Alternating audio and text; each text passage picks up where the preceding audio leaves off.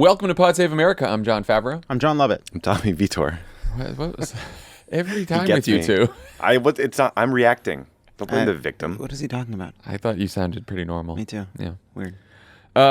Monsters. On today's show, the second January 6th hearing exposes Donald Trump's big lie. Senator Chris Murphy joins to talk about a potential deal on gun safety. And Surgeon General Vivek Murthy stops by Crooked to talk about COVID and mental health. All right, let's get to the news. Episode 2 of Insurrection aired on Monday morning, and the theme of this hearing was that Donald Trump inspired the attack on the Capitol and scammed his own supporters out of $250 million by repeating the lie that the 2020 election was stolen, despite being told over and over again that there was no evidence of voter fraud or irregularities by Trump's own campaign manager, his campaign lawyers, White House staff, White House lawyers, and officials at the Department of Justice, including Attorney General Bill Barr, who was the real star of Monday's show. Let's take a listen. I made it clear I did not agree with the idea of saying the election was stolen and putting out this stuff, which I told the president was bullshit. Bullshit. And were bullshit. And they were idiotic claims, complete nonsense, completely bogus and silly, and usually based on complete misinformation. I saw absolutely zero basis for the allegations. And I told them that it was crazy stuff and they were wasting their time on that. Bill Barr, welcome to the resist. What do you call that? Like a swoosh cut? I like it. It sounded great. It too. Let's start with general reactions. What, if anything, was new or surprising in Monday's hearing to you guys? Tommy? I would sort of put the whole hearing less in the new and surprising than powerful to hear it from these people bucket. Hearing Bill Barr talk about just how nonsensical the fraud claims were was powerful. There were a whole bunch of folks at the DOJ saying the same thing. All of Trump's senior staff were telling him that there was no election fraud, or at least not enough to swing the election, and he decided to believe the crazy people. It was fun hearing. I guess it wasn't new either that Rudy is constantly drunk. Oh, yeah, we'll get to that. A bibulous lawyer. I love that they all think that Dinesh D'Souza is a complete clown. Thought that was fun. The amount of money. You want to tell people who Dinesh D'Souza is, and just in case. Right-wing documentarian in quotes / criminal who's been resuscitated by the Trump ilk. The amount of money raised by the election lie was new. Here's something new that I learned. What? The word Bibulous. It's a great word. It's like a state of near Bibulous. constant drunkenness. learned that today from Tommy just now. I learned it from my uncle. You know, when so Bill Stepien was supposed to testify in person today, but his wife went into labor. If you believe that, Lovett just did air quotes. That was an eye roll. Actually, you know what it is? I performed air quotes. My fingers didn't have to do it, but you felt them. That's acting. That's the training. But the point is, people thought, oh, he must be pulling out because he's obviously a Trumpy guy. He's not only Trump's campaign manager, but of course he doesn't pull out. I didn't even make that joke. The point is, the Was there a point?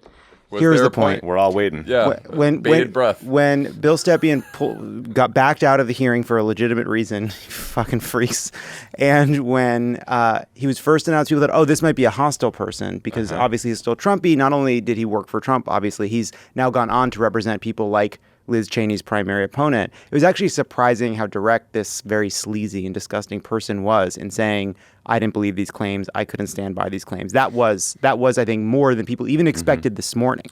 I felt the same way. A lot of these quotes or accounts from former Trump staff, former White House staff, campaign staff, they have been reported in the past here and there, but it's different to like read in the New York Times that a source said that Barr thinks this or Barr is said to have said this and just hear it in a deposition on television. And hear Barr's tone, like mocking it. Mocking Mocking the allegations as ridiculous and absurd.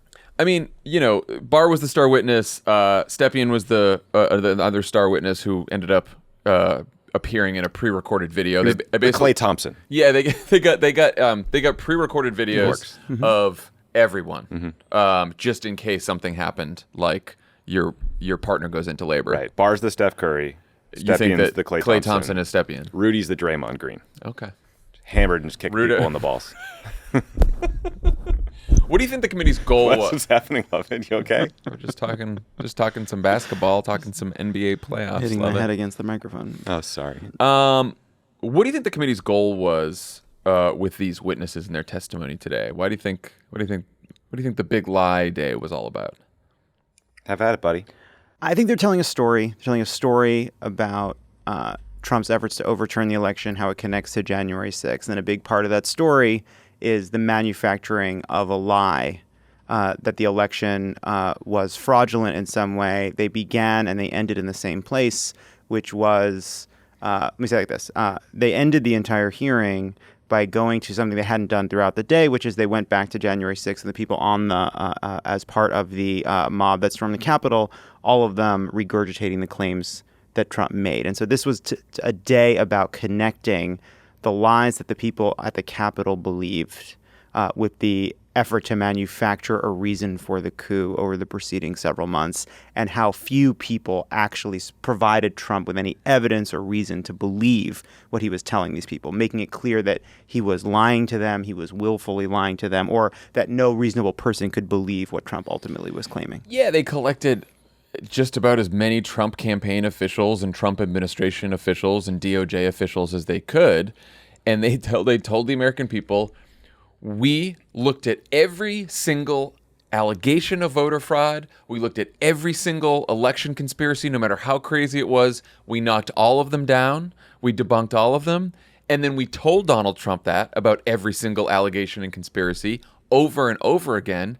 And he just didn't care, and he kept lying anyway, which I think is I think the closest, maybe the most damning testimony in a way came from, there was that former deputy AG, Robert Donahue, I guess his name was. Yeah, that guy was great. And he was like, basically you would tell Trump that his conspiracy is bullshit and wrong, and he wouldn't fight you on it. He'd just move on to the next one. Yeah, there was a specific moment. It was about something about Michigan. He goes, yeah, but what about this next one on the list? Right. And that the list was infinite, because what was generating the list, everyone in the world who was told by Trump to, hey, get me anything you see, anything that could potentially be seen as evidence of fraud. And so there was no end to the options Trump had to kind of continue to claim what he claimed. Yeah, I mean, we'll get to mindset and motive and intent in a bit, but I do think it's relevant to show the American people that Trump was offered two versions of reality, one of which comports with actual reality, and it was told to him by the man he made Attorney General or Vice President or Deputy Attorney General. He chose not to believe that one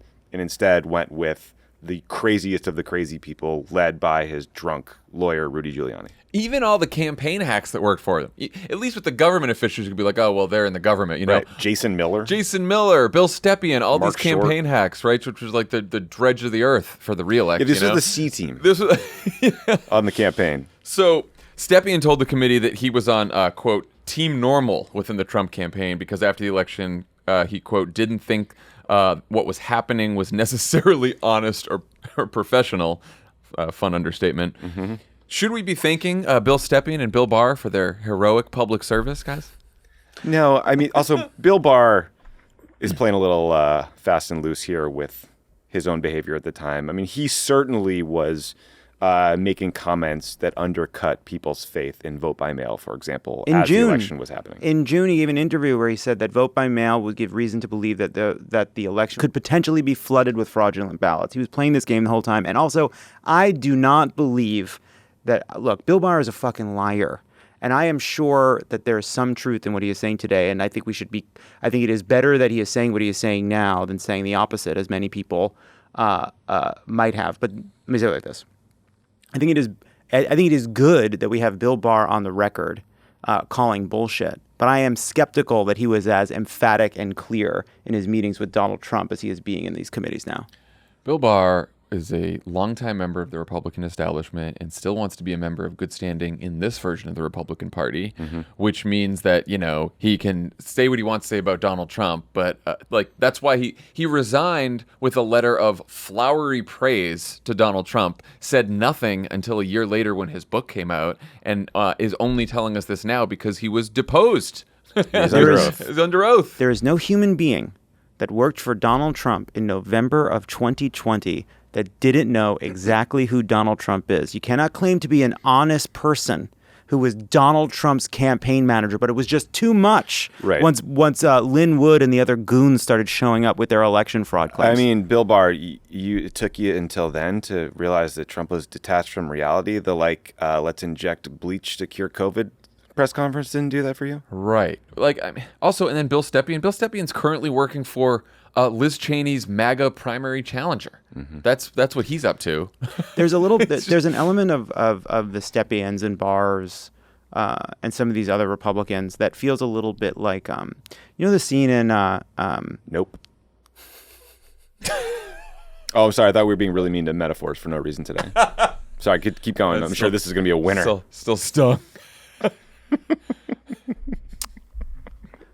The point I was going to make. Steph Curry?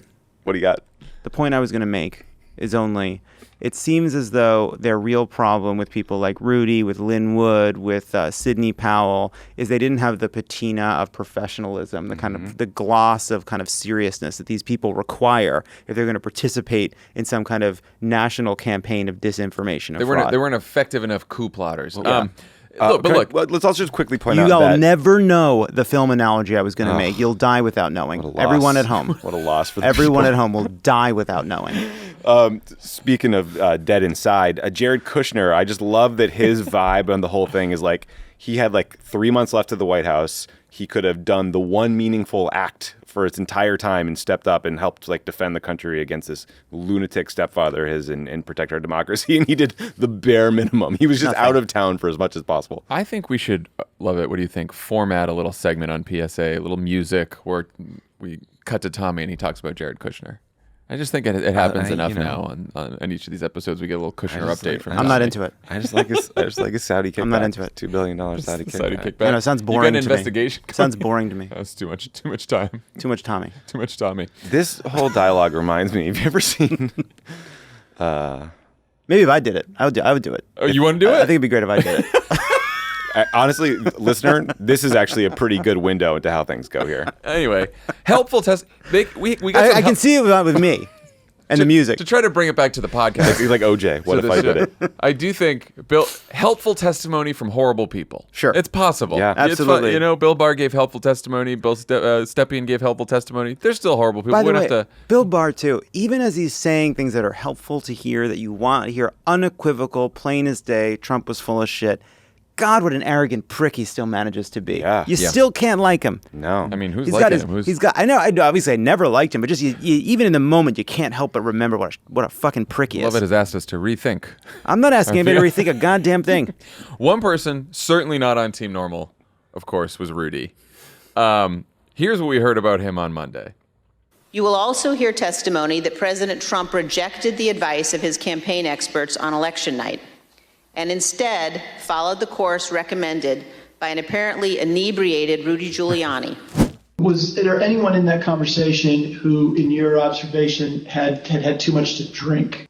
Like Mayor Giuliani. And the mayor was definitely intoxicated. Was there a purpose? Was there a purpose to that other than the very laudable public goal of just mocking Rudy Giuliani? I don't know. It's a tough sell to find a legitimate reason for trying to embarrass Rudy Giuliani about his alcoholism. I suppose, if you blur your eyes as if you've drank as much as Rudy Giuliani had been drinking, you can say, oh, well, they're making the point that no one reasonable could support what Trump was doing, and the only person who was telling him to go out there and declare victory was sloshed beyond recognition. That's perfectly reasonable. Well, you just did it. yeah. Perfectly reasonable. And the other The thing one is- guy who told him The man is in crisis. the one guy who told himself to declare a winner was hammered, and Trump said, sure. You know what, though? He would tell him to declare winner when he wakes up sober in some room he doesn't recognize. Yeah. Look, all you need to do is watch Judge Jeanine's show in the last calendar year to know Rudy was always drunk. I think that what this shows is that Rudy was visibly drunk to everyone, and still Trump chose to believe him despite being Yes. visibly drunk over everybody It's an else. indictment of Trump, not His Rudy. character and judgment and decision making. Yeah. Meanwhile, Also, this we're man trying is to put on a show here for people. I know, a little pizzazz. Rudy does seem like he's in crisis. Yeah. I think we got to give Rudy some Well, help. then there was Rudy testimony where he's like, if you put me in a small room with all the ballots today and I hand counted them, I could find you some fraud. That was Not great. That was just light of day He's gone. testimony. He's gone up there.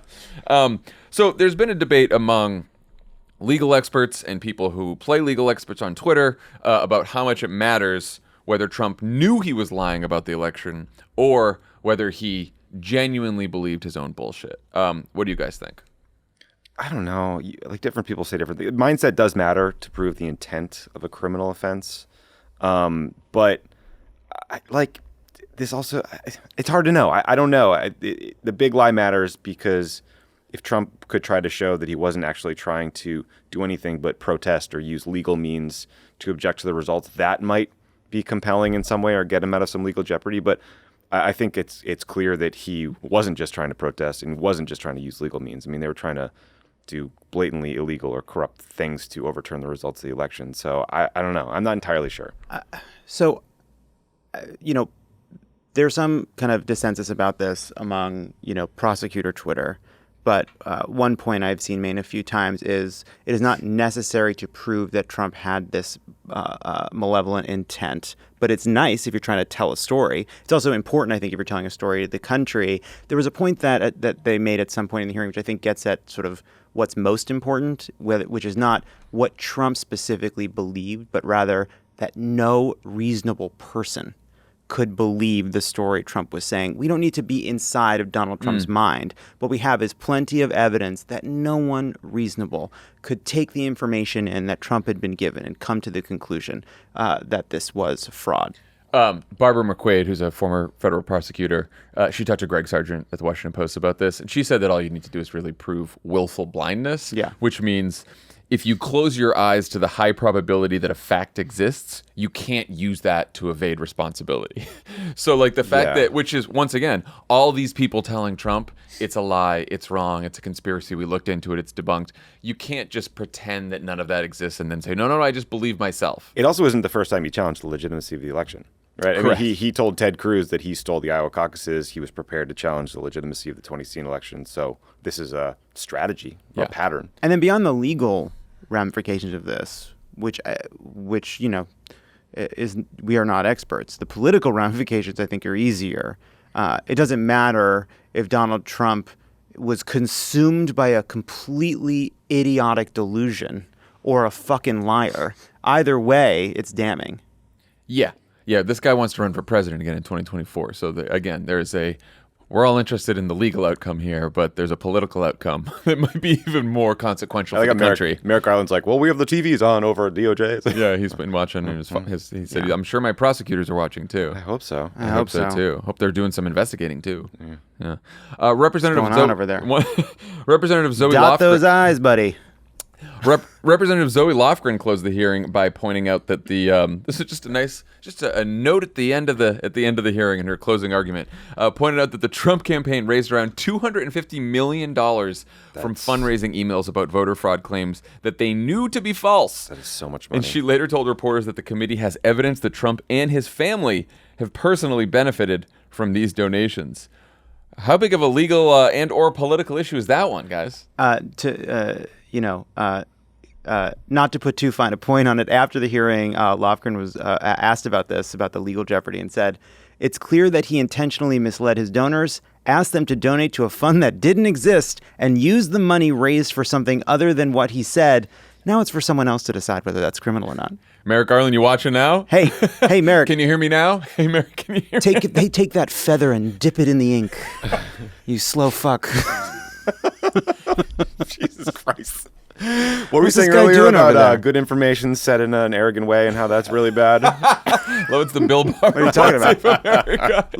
Look around you at what it's built. Look at how he's spreading himself out at the table, just like Barr. Taking up space. Hey, it's when a gay person does it, it's resistance. I liked that Kim Guilfoyle, Don Jr.'s girlfriend at the time, got paid $60,000 to introduce Donald Trump Jr. at the January 6th rally at the Ellipse before the riots. Grand. So much money. 2 minutes. I mean, 4 of course, minutes? they raised $100 million in the first week. Of course, these grifters aren't going to turn off the spigot. That alone is enough to keep up the big lie with them. It is I like it as a political point too, because it's just like, hey, he's scamming you. He's scamming all of you, right? Like, of course, the hardcore supporters don't care, but a lot of people out there, you're like, oh, this guy did it. He's corrupt in a whole bunch of different ways. He wanted to hold on to power. He wanted to overturn the election, and he wanted to make a buck. Well, it's the point that I think of course. one of the Republican goobers made in the hearing, which is that's money that wasn't going to elect Republicans. That's money. Trump That's what doesn't care about McConnell's electing married. fucking Republicans. Of course not. But that's the ultimate sin to a Bill Stepien. Yeah, that's Yes, true. it is. So before we move on, some brand new polling out today. Politico Morning Consult says that 67% of all voters think that the Justice Department should either definitely or probably bring legal action against elected officials who have attempted to overturn the results of an American election. Listening to that, Merrick Garland? Huh? Hey. Hey, Merrick. Because he does make his prosecutorial decisions based on polls. That's what we want in an attorney general, right? I'm just saying. It's what you said. I'm joking. Oh. I'm not accusing you of anything. I'm just saying. Let's come on, man. Lovett, I know that you were digging into the crosstabs of that poll.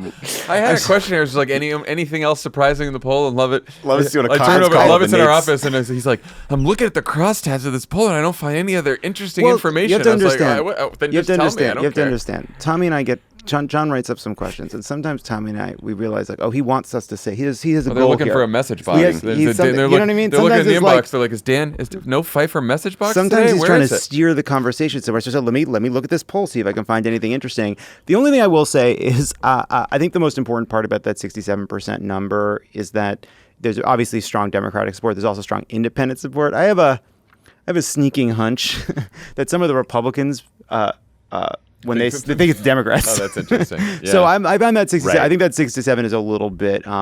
It's capturing some Republicans who think Nancy Pelosi and Kamala Harris should be in jail. Or just sort of the hypothetical versus do you want to relitigate this old thing that you're sick of hearing about? I think we might have a different answer. The number that jumped out at me was asked how much of the first hearing they watched live last week. 14% said they watched the primetime hearing in full. 25% they watched some of it, and 60% said they didn't watch any of it.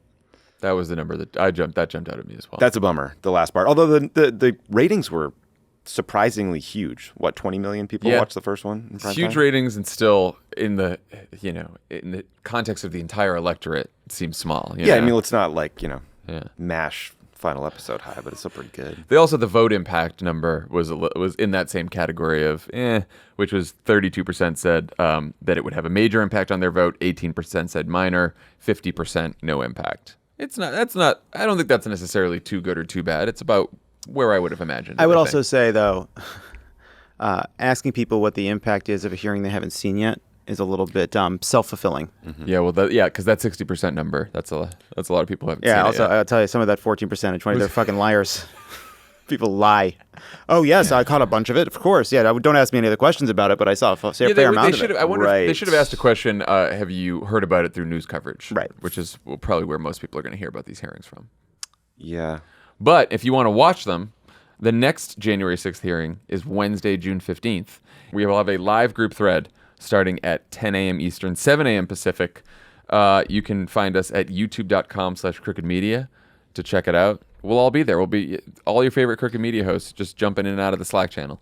Group thread is very fun, but I find myself far more focused on what we're all saying in that than Been the watching. hearing I know. I themselves. noticed that too. I can do both. Everyone's just getting Because we watched the first. Of course you can. Of course you can. everyone's just getting off jokes. Well, the first one we watched, and I was not on Twitter that much because we were all prepping for. It was right before our live show in LA.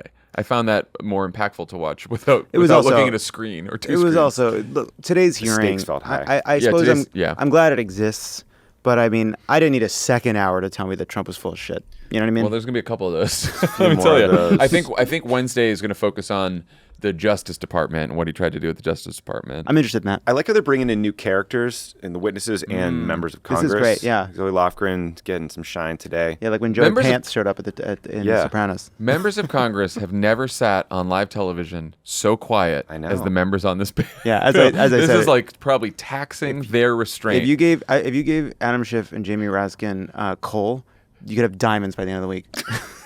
They're sitting there in silence. I'm just saying.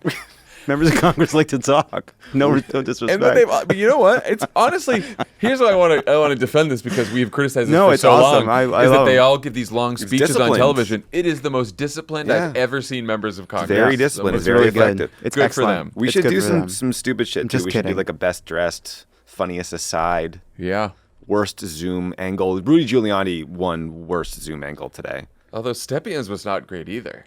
Yeah, well, the best sort of image to come out of it was the photo of Bill Stepien kind of leaning back, Emo like Bill. like he had his head against his high school locker, looking all Yeah, emo. he was sad. It's like, why can't Team Normal get back to the work we're meant to do, vilifying Muslims?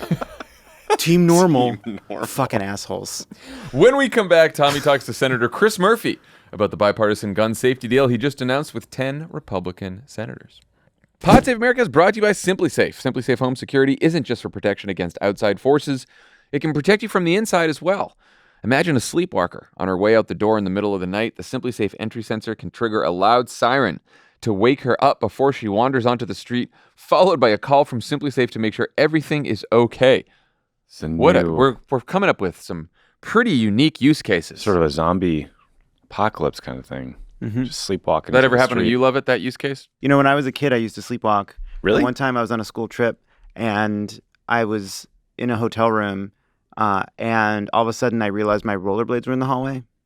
And I jumped out of bed, and I ran into the hallway of the hotel, and the door closed, and I didn't have a key. And there were no rollerblades. It was a dream. So I had to go down to the lobby in my underwear. Wow. Don't you wish you had Simply Safe to wake you up? Yeah, it would have been great. If the alarm had gone off as I had opened the door, it might have roused me from my slumber. And guess what? Now you do in your own home. I do. You Simply have Safe Simply is Safe. great. Highly recommend it. I set it up myself with my own 2 hands. You put up the base station. You put up the keypad. You put sensors wherever you want them. You can put a glass break sensor if you don't want to put them in every window.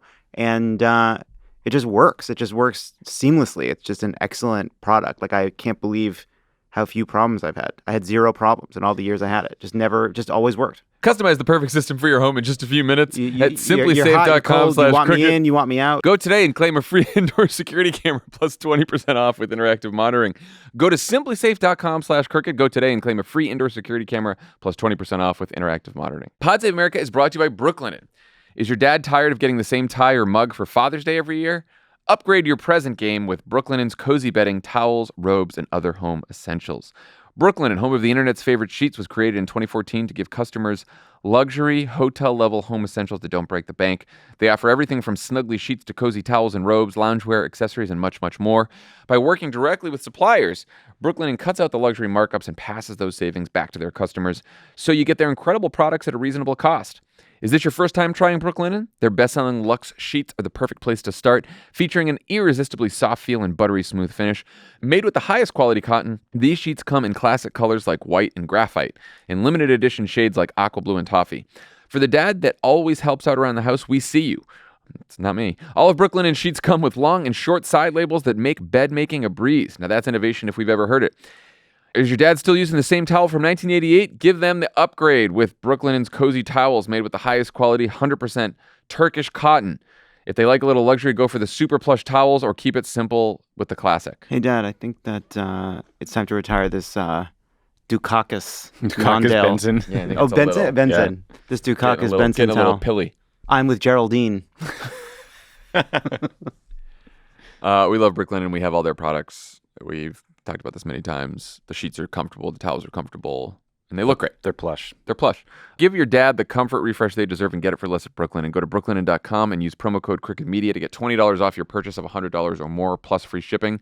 That's BROOKLINEN.com and enter promo code CrookedMedia for $20 off plus free shipping. Brooklinen, the curators of comfort. Pod Save America is brought to you by Seeker. You rely on ratings to find good restaurants and hire talented local professionals because transparency and reliability help you make smart decisions.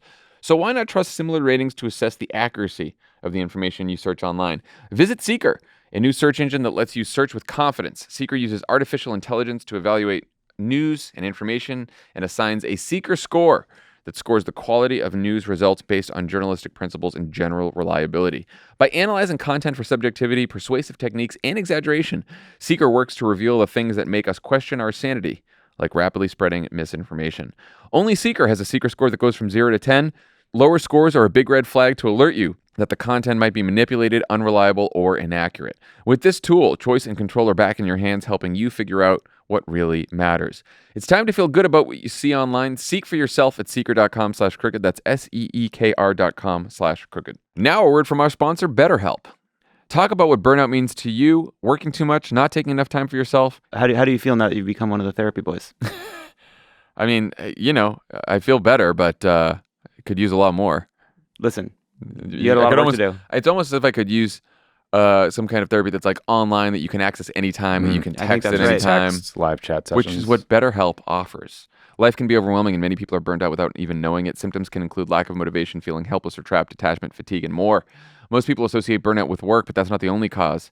Any of our life roles can lead us to feel burned out, and BetterHelp Online Therapy wants to remind you to prioritize yourself. Talking with someone can help you figure out what's causing stress in your life. What do you think are the benefits of therapy in general? Tommy, Lovett? You work some shit out in appropriate time. I think so it doesn't explode out at a later date. Yep, like in 2018. I think that I think that no one can see the forest for the trees. Literally 0 people see the forest for the trees in their own patterns. 0. No one. Huh. No one hearing this has cracked the code. You need somebody else to sit across from you and listen to you for an hour once a week, or you'll just never know what the forest is. You'll just be describing trees to yourself. There you go, folks. Well said. Well said. You know? BetterHelp is customized online therapy that offers video, phone, and even live chat sessions with your therapist, so you don't have to see anyone on camera if you don't want to. It's much more affordable than in-person therapy, and you can be matched with a therapist in under 48 hours. Pod Save America listeners get 10% off their first month at BetterHelp.com/PSA. That's BetterHelp.com/PSA. I am thrilled to welcome back to Pod Save America Senator Chris Murphy of Connecticut. He has been one of the leaders of this effort to put together bipartisan legislation designed to reduce gun violence. Senator, thank you so much for joining the show. Yeah, awesome to be with you. Thanks. So I know you've been working, you've been working on this issue for years and years, but you've been working intensively on this compromise package for the last few weeks. Can you just walk us through kind of what's in this framework agreement that you guys announced over the weekend?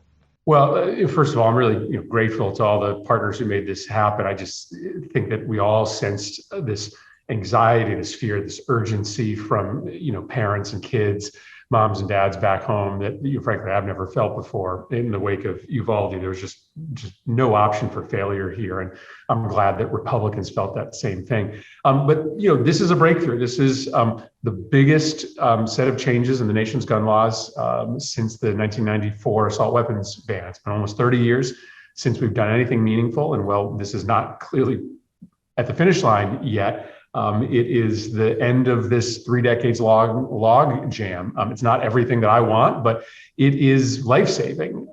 There are 5 major gun provisions in this bill. Not 1, not 2, 5. We're talking about building out red flag laws all around the country that will allow us to take weapons away from people that are a danger to themselves or others. We closed this boyfriend loophole so that every domestic abuser is prohibited from getting guns, not just spouses, but also boyfriends. We have the first ever federal criminalization of straw purchasing and gun trafficking that helps cut down on the illegal flow of weapons into our cities. We have changes to the definition of a federal firearms dealer. So more of these folks that are selling at gun shows and selling online have to do background checks. And then finally, we have this sort of innovative approach to under 21 purchasers. Obviously, I would have loved to ban assault weapons. I would have loved to raise the age to purchase them. But what we got agreement on is, essentially a pause, a kind of waiting period so that every under 21 buyer has to have a sort of more comprehensive background check done, which means they won't leave the gun store with a gun. And the local police department will get a call so that these kids like the Uvalde shooter who, were police involved, will have, the opportunity for an intervention if they're in crisis and walking into a gun store to buy an AR-15. Now, on top of that, I'll stop, but billions of dollars in mental health funding. So we're going to make one of the biggest investments in the nation's mental health system in a very, very long time. So that's on top of all of those gun changes. So it's a big deal. It's kind of an old school compromise. And I'm really thrilled to be able to try to push it forward. I mean, listen, my personal bias here is I've been watching this issue go unresolved for long enough that I'm in the camp of if we could do anything that saves a single life, I am for it. I am a little surprised. I mean, why do you think the people you're negotiating with could get to these increased background check provisions for people under 21 to buy an assault rifle and not just raise the age to purchase one from 18 to 21? I think that feels so minimal, and I was just curious where that opposition came from.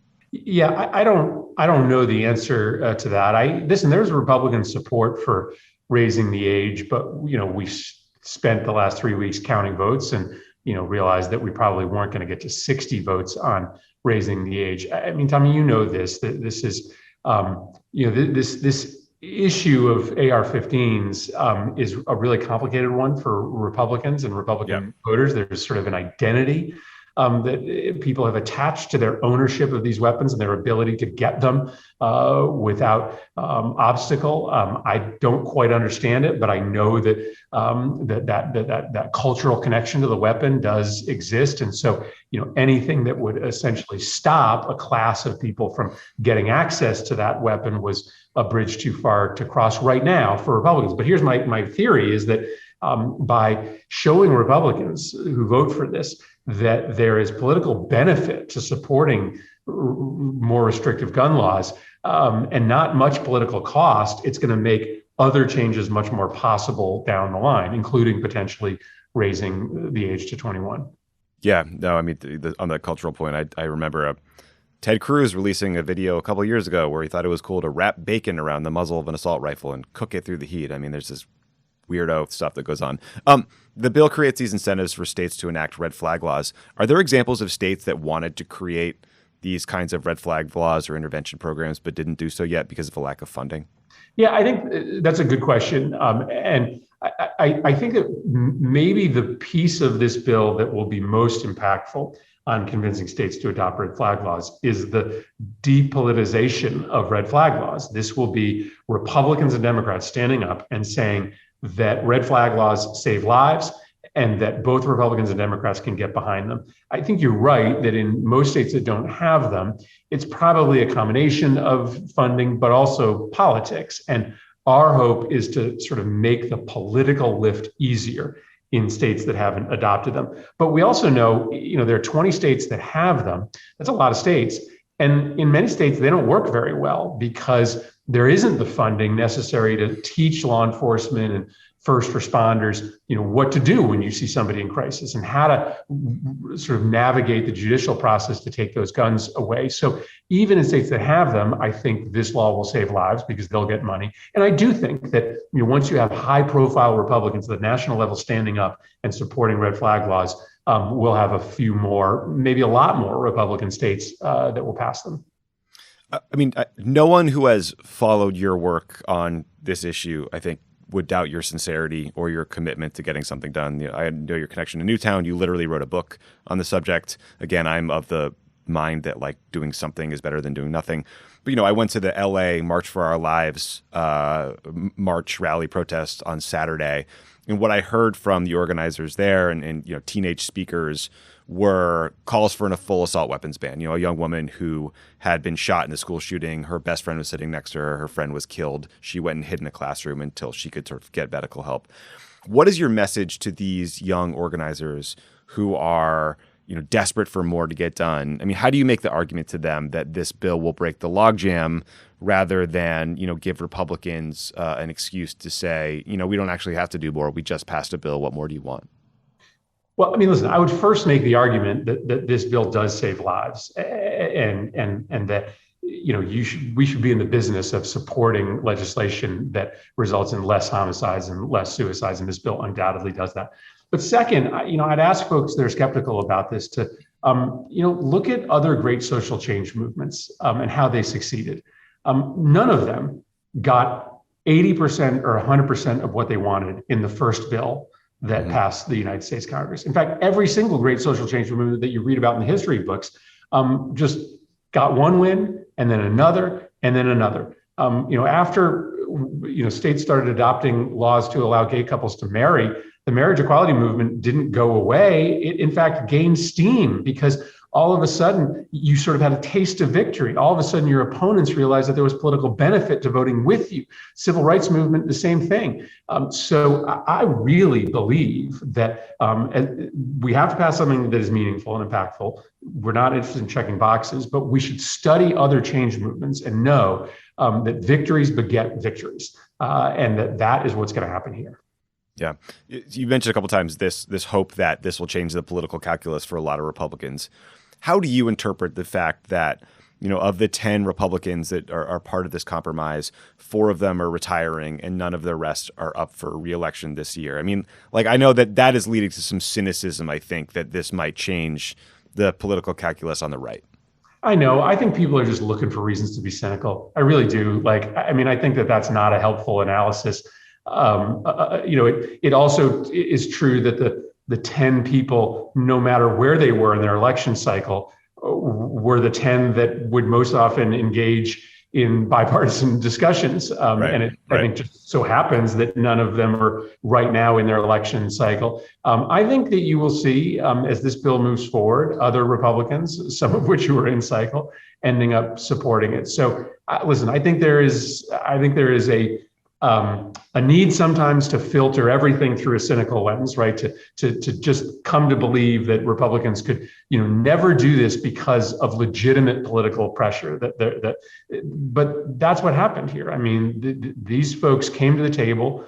Remember, none of this would have happened if Mitch McConnell hadn't sort of given a permission structure for these talks to happen. I think he felt the pressure as well that was building out there. And ultimately, I think that that's how democracy is supposed to work.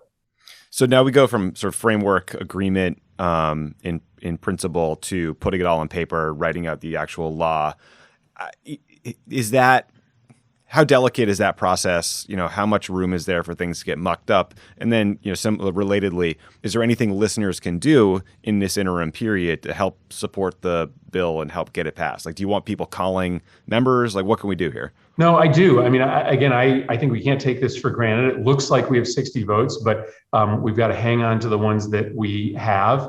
And I do think, to the extent that there are a handful of Democrats who are sort of the belief that we shouldn't vote for anything and give Republicans any kind of win on this, we do have to convince folks that saving lives is important, even if you're not saving every life at one time.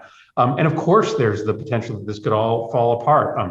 Probably the biggest gun group out there, Gun Owners of America, just came out strongly against this bill today. The right is going to fight like hell to stop this. You've already seen the sort of radicals in the House starting to line up against it. So, this is going to be hard to get across the finish line. And so just because folks see 10 Republicans signed up today doesn't mean that by any means this is guaranteed passage. There's a reason why it's been almost 30 years since a bill like this has passed, because it's super difficult. Yeah, well, I hate the fact that I've been working in politics long enough to see a series of mass shootings, a series of conversations about how things were different, followed by nothing legislatively. And so, frankly, I'm very excited at the prospect that you guys have put together this compromise, that we could see something done.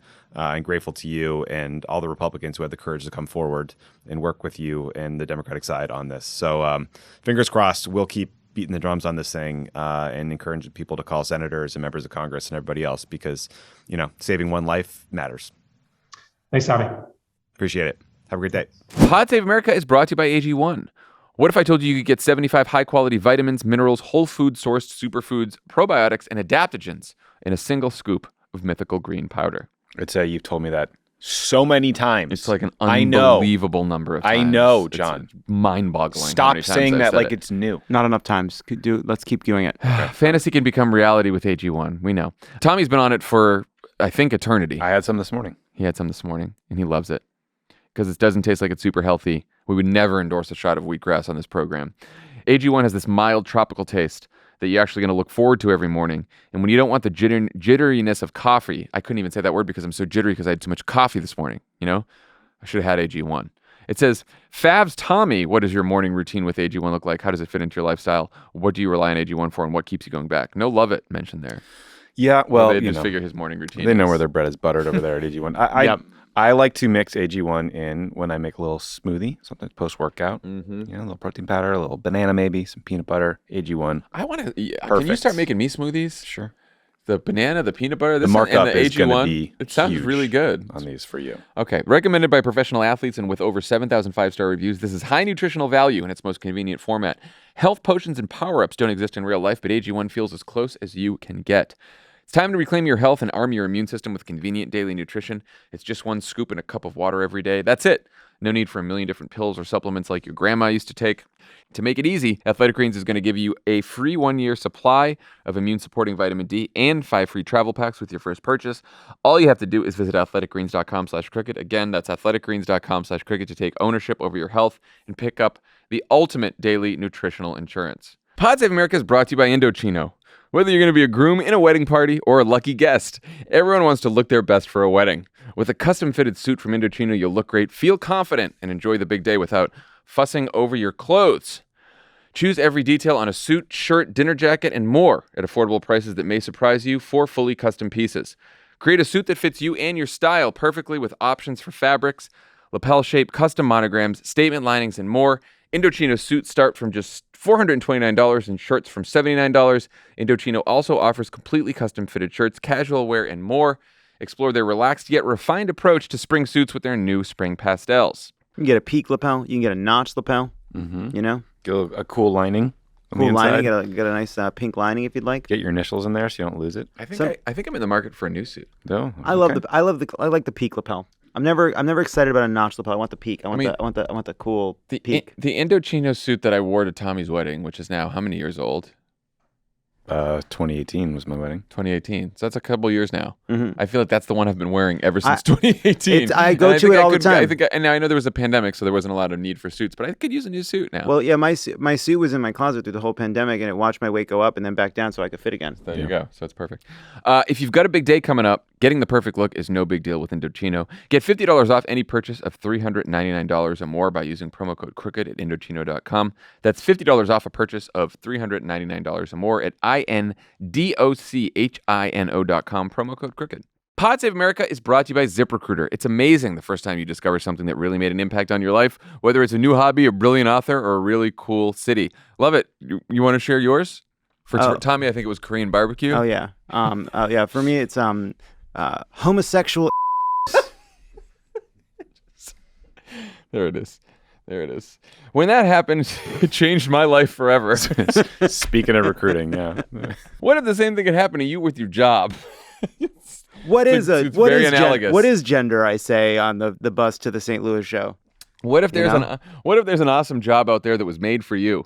Thanks to ZipRecruiter, that job is easier to find than you think. Like a personal recruiter, ZipRecruiter sends you jobs that are a great match for your skills and experience. They can also help you discover new job opportunities that are the right fit for you. ZipRecruiter pitches your profile to employers for jobs you'll love, and if they really like you, they can invite you to reply. No wonder ZipRecruiter is the #1 rated job site by G2. They have OnlyFans. Are you ready to find a new or better job? With ZipRecruiter, that job could be right around the corner.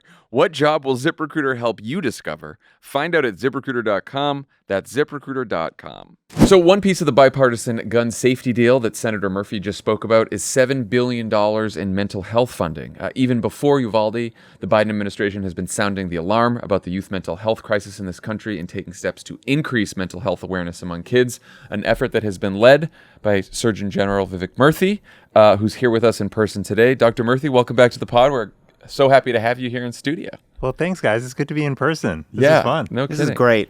See the uniform in person. I think more government officials should have the full uniform. I know. Maybe realize maybe we should have dressed up today. Didn't make me realize that. It's all good. You guys are good. You're in Los Angeles talking about the youth mental health crisis, which has been exacerbated by everything from the pandemic to mass shootings now to social media. You've been focused on this for a while.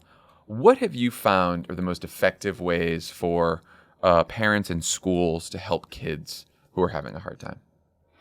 Well, I'm glad you asked, John. Look, I think kids have been having a hard time for a long time. Even before the pandemic, we know that kids were struggling.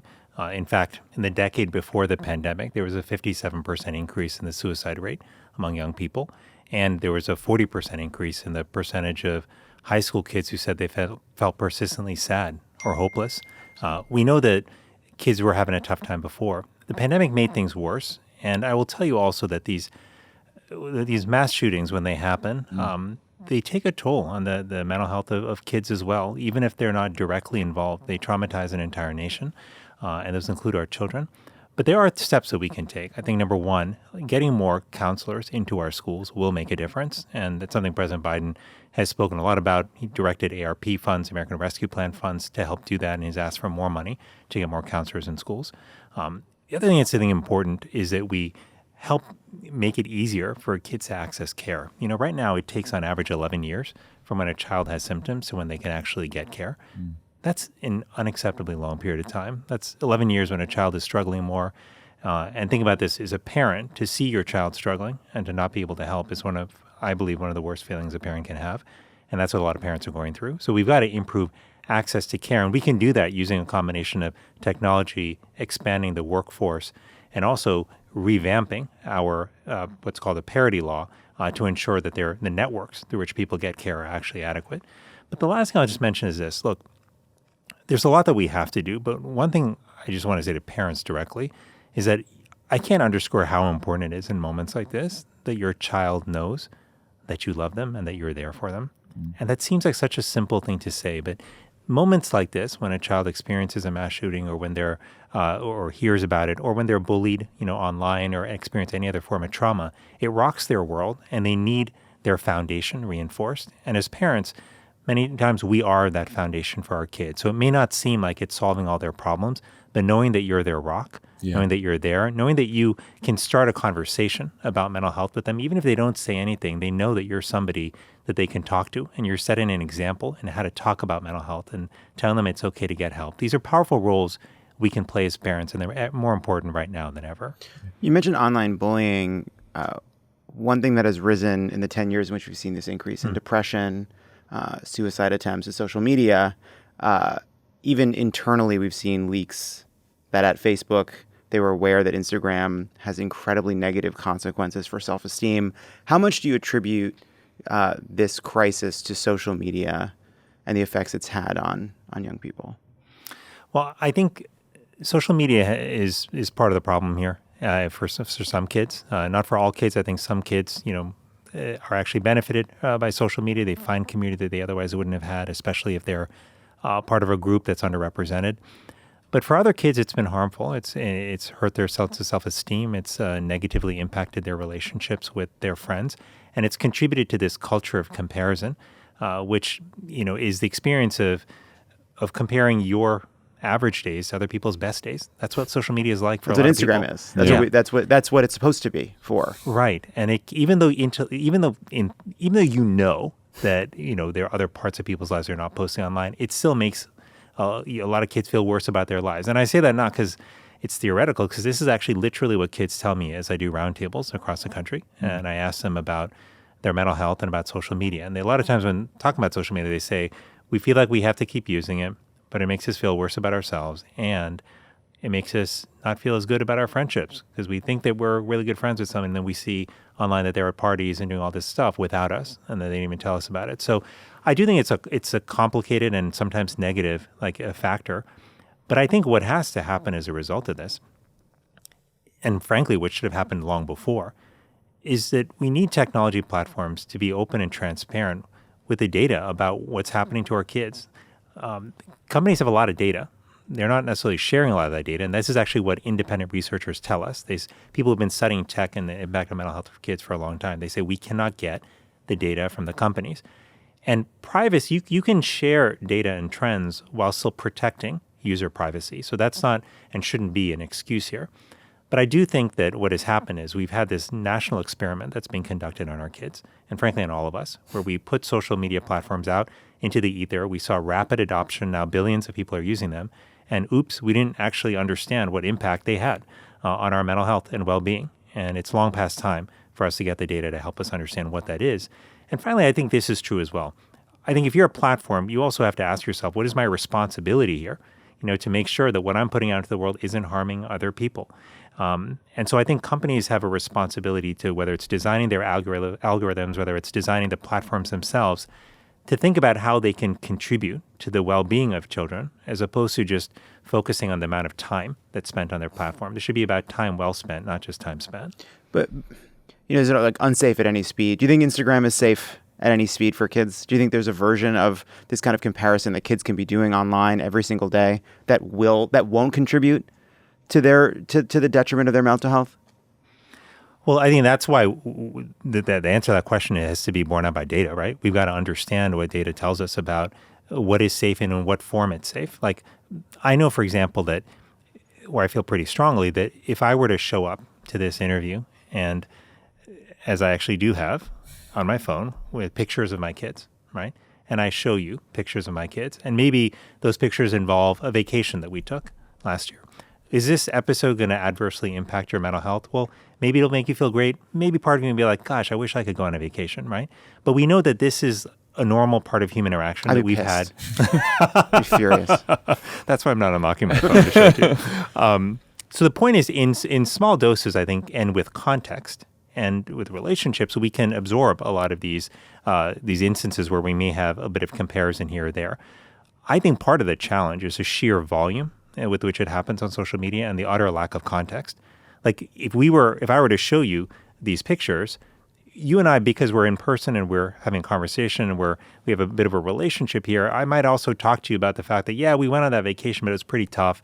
Maybe it was financially challenging for our family, or maybe we got sick, on the trip and it really kind of sucked in the end and it wasn't worth it. Like we may have a more nuanced conversation. That nuance is utterly missing often on social media. You're just purely seeing the highlights without the context in people's lives. And I think context is everything. I'm sorry I had such a bad time. You're up next.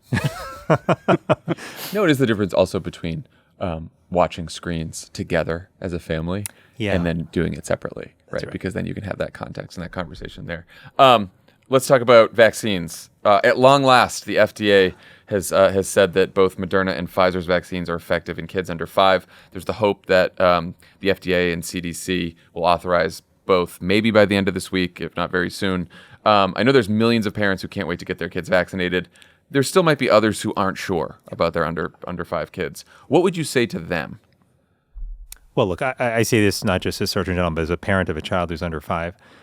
My daughter's 4, and look, I've been waiting to get her vaccinated too. But what I'd say is the most important thing is for parents to make sure that they have the information they need to make a decision for their child. And that means that they have to understand 2 critical things. One is this vaccine safe? And is it effective for my child? Where you get that information from really matters, because there is a tremendous amount of misinformation out there. This is actually that was a topic of my very first Surgeon General's advisory, was health misinformation, because it's been so rife during the COVID crisis. But we want to make sure people are getting info from credible sources. So that means your own doctor, or the nurse who's involved in taking care of your family. It means your children's hospital, your local Department of Health. It means the CDC or the FDA. What's going to happen this week is that the FDA's advisory group is meeting to discuss the data. That data will be public. The FDA will then render a formal, sort of authorization for the vaccine if they think the data merits it. And then after that, the CDC will then render its recommendation. And then after that, it will be available. But all of the people should know that the operational work of making sure that the vaccine will be available in pharmacies, doctors' offices, community health centers, that work and planning has been going on for weeks and months now, because we want to make sure as soon as the FDA and CDC give the signal that the vaccine will be available to parents.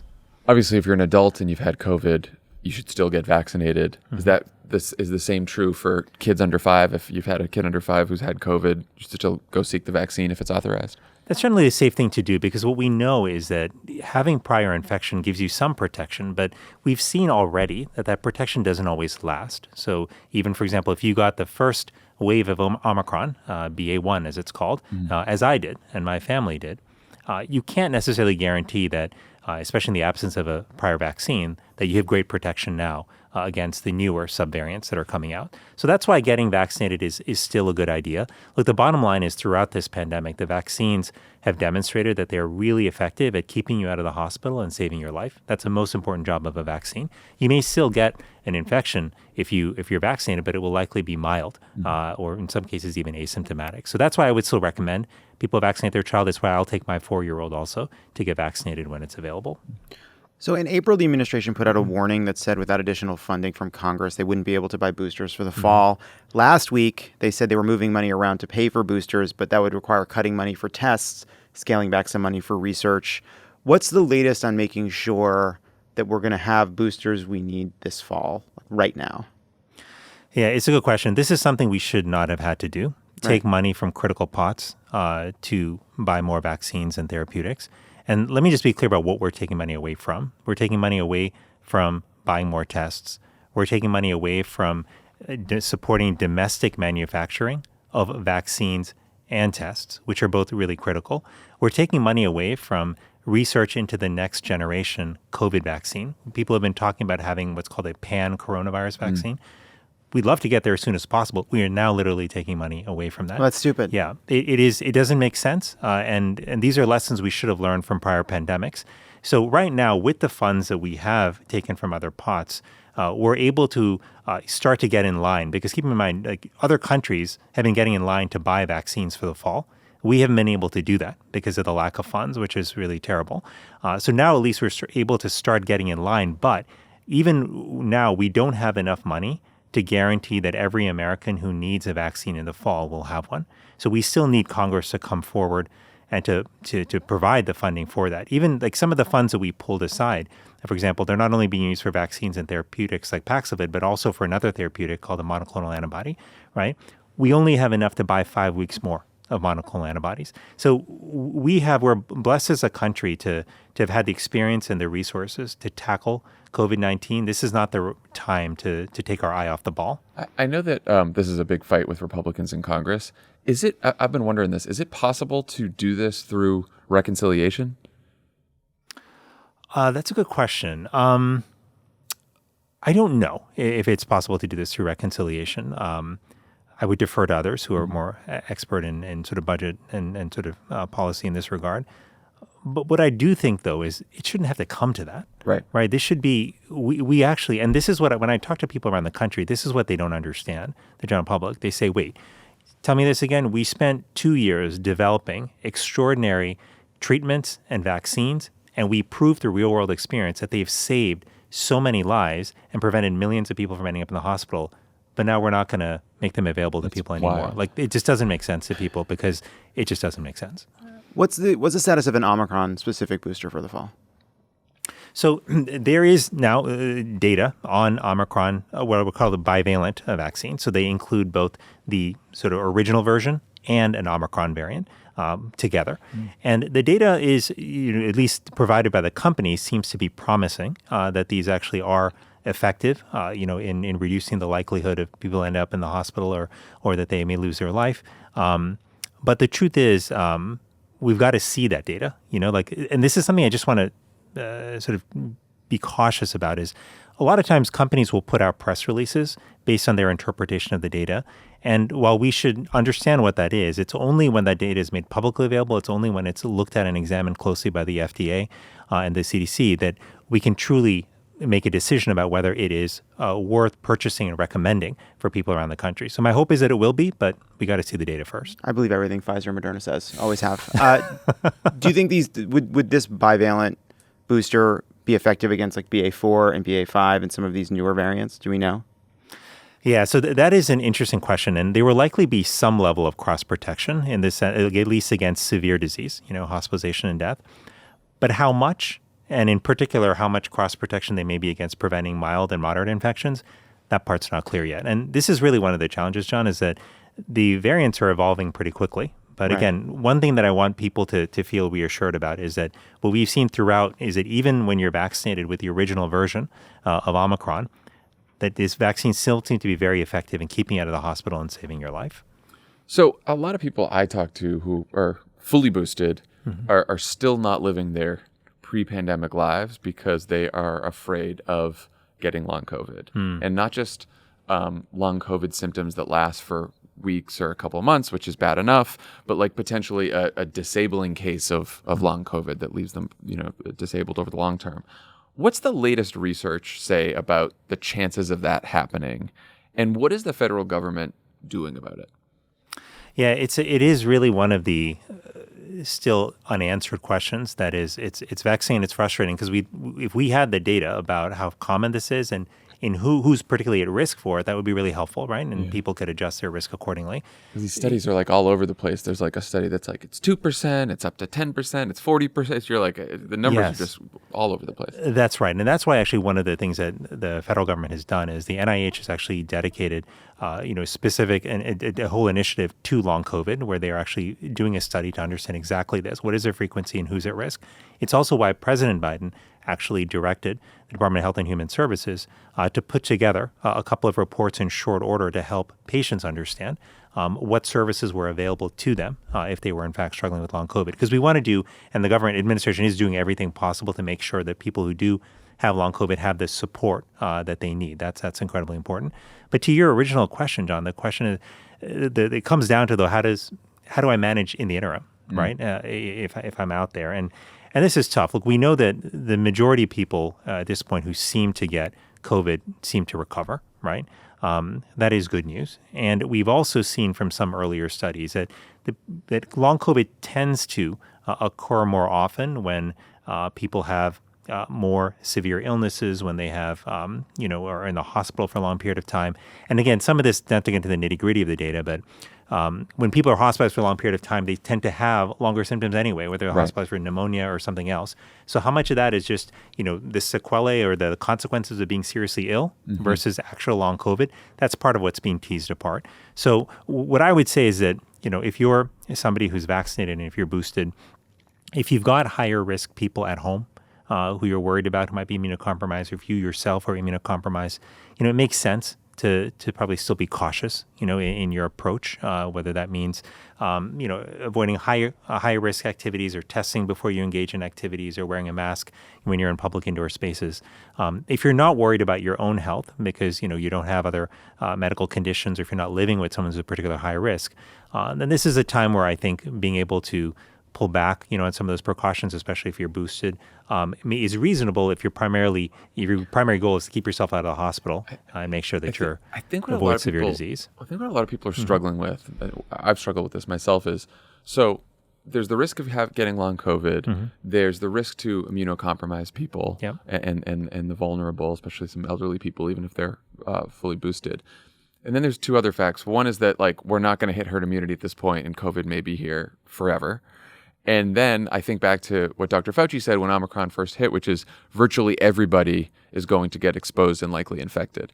So I'm like, how do you square all of those three facts? Because then it just sounds like a lot of people are going to want to take precautions forever if they want to avoid long COVID. And I just, Well, and then that's a challenge more. That's why we have to really make sure we're doing everything we can to get answers to these questions on the frequency and risk factors associated with long COVID, so that we don't, people aren't in limbo forever. But it's also why I think these variants are getting so transmissible, right? Each one is more transmissible than the next, more contagious than the next. That's why, in part, you're seeing so many people get infected, and certainly I've seen that in my own circles. The good news is that the vast majority of these people, particularly if they're vaccinated, are okay. The people who are, you look at the folks who are hospitalized, and who are losing their life to COVID, and the death rate is much higher among those who are unvaccinated compared to those who are vaccinated. So, while we don't have all the answers yet, I do think that, and yes, while this is incredibly transmissible, I think we should do what we can to prevent the transmission, but it's a risk-benefit balance here. And for a lot of people, to give up going to see family, to give up going to a wedding you've held off on, attending for a couple of years, or a major anniversary celebration. These are prices that we pay as well, and we have to adjust those against a risk of getting a mild infection. Well, those are in many ways kind of the easy examples, right? Because those are special things that people would really want to take a chance for. What I've struggled with is there was a period of time where there was this debate. Everyone's going to get it. And a lot of the health experts says, no, that's bullshit. Not everybody's going to get it. You should still try to avoid getting it. Don't listen to the people who say everybody's going to get it.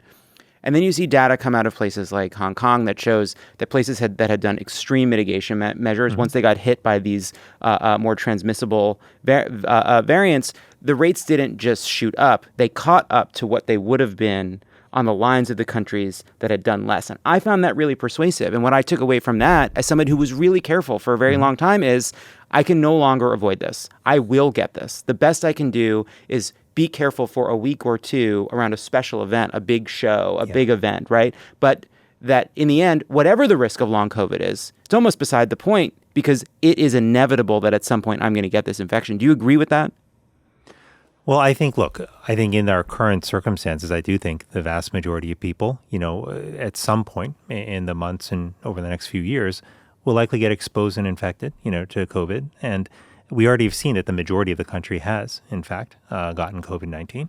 So we know that that's the case. That will likely continue to happen. I do think this is where it becomes trickier because it's not just black and white, take precautions or not. It's about when do I take precautions. So if you've got, again, somebody coming to visit you who might be higher risk, or if you're going to go to an event, you want to make sure that you don't end up getting sick right before and having to miss the event, then yeah, it makes sense to take those kind of precautions. And if you yourself are at higher risk, then I think it makes sense to take precautions. But given how contagious it is, I don't think people should think that if I got COVID, that I failed somehow, that I screwed up. I didn't do this right. Even when if you do everything right, you can reduce your chances, but you can't eliminate 100% your chances of getting sick, which is why, again, I think it's important for people to be able to weigh what they're giving up, with the benefits of mitigation. And for a lot of people, they will tolerate the risk that they may get a mild infection if they can go about living their life, going out to eat with friends, gathering with friends, going to concerts. And I don't think that that's not a bad decision to make. It's just slightly different depending on what people's risk tolerance is and based on their personal health and the health of the people in their home. And again, why it's so important to then make sure we have up-to-date boosters, treatments especially for people who are immunocompromised, right. And then look into funding and research for treatments for long COVID. That's right. And the thing is, as even with the 2 years that we've been in this struggle, we've developed remarkably good vaccines, and we have a therapeutic in Paxlovid, which is remarkably effective at preventing hospitalizations, right? Just imagine what we could do if we continued our pipeline of research and investment. We may one day have mucosal vaccines, right, which could actually help do an even better job of preventing transmission. We may have pan-coronavirus vaccines, which will be even more effective against future variants. We could do so much more. And so I do think that we shouldn't judge COVID and based on what's happening right now and think that what's happening now is going to be what our life is going to be like in perpetuity. I believe that things will get better as our therapeutics and treatments continue to advance. We just have to make sure we keep investing in those, because to not do so, I think would be just tragic. Let me ask you this question: Do you have to pay for the jacket? They fit you for it, I assume, when you get the job. Do you charge you for it, or does it come with it? You buy your own. I thought so. Yeah, officers buy your own uniform. Yeah, you had to buy your own uniform. That's right. That's good. Snappy. Dr. Vivek Murthy, thank you for stopping by. It's always wonderful to talk to you. Really appreciate it. Thank you so much. Good to Thanks see for you being both here. in person. Yeah. Too. Thanks to Senator Chris Murphy, and thanks to Surgeon General Vivek Murthy for joining us today. We'll see you on Group Thread tomorrow, 7 a.m. Pacific, and we'll talk to you on Thursday for another pod. Did you guys ask Dr. Murphy if he's related to Ezra Klein? I know you haven't We've made that joke a couple times before. Well, I mean, this is the outro. You can do whatever you want in the outro. If you listen, this is Anything else? Anyone got some shots they want to take? I know I like Lovett's shirt. I just want to apologize to Jamie Raskin. Oh yeah, we don't. I want to apologize to Adam Schiff. I'm just a joke. I didn't mean anything. What is by your it. shirt? It's we're here, we're clear. I have a brick. The other option for That's a this really is good shirt. respect my existence or expect a brick. I like that one too. We should do both. I like that one a lot. Yeah, look at us. Look at us. Promoting violence in many different forms. No. Excuse me. Just hand a brick to the person. Oh, it's just you're gifting a brick. Gifting a brick. Yeah, that's fine. I don't know what you were thinking. That was what Stonewall Tommy's was? so violent. Yeah. Got it. My bad. Anything else? Anything else for the wearing outro? I'm wearing a red shell. So, Yeah, Tommy's wearing a. attack He's a directly big ahead of me. Super Mario fan here. Big gamer. He's Mario Karting it up. Look at him. My wife mocked my sweatshirt and said, "You're good not a for gamer." Hannah. You know Hannah. I think it's great. Hannah gives me the hard stare when she hates what I'm wearing. Look. Here's the thing. Even women can enforce toxic masculinity, like saying that you can't wear that. You can wear that. This is not non-masculine. No, but I'm saying that the bounds of the two of you. Do we think the podcast is still going? Yeah, I it hope is. people are still The two listening. of you. Do the not two of you. press stop. Do not press stop. The two of you. Nothing makes me so sure that masculinity is a prison with no locks than the incredible rigidity of the bounds around the two of you and your fashion. Here's a new joke. No one's heard this one before. Oh, John and Tommy are heteronormative in the clothes they wear. You gay bash my Netflix watching. You attack me. I gay bash your Netflix watching. You enforce heteronormative standards by attacking the content I enjoy. Just because Tommy likes Emily such in Paris. As E&P. What was the other? You had a couple. Fire Island. Great movie. Adorable rom-com. Love it. Hey, shouted me down. Hey, you'd have to waterboard me to get a bad word about delightful. Fire Island out of me. Sorry. You would have to torture me in a fucking prison to get me to say something ill about Fire Island. All right? How Did it- fucking dare did it you? pass the Bechdel test? That's been a you big know- debate. Oh man, someone's been been a on big Twitter. debate. Someone's been.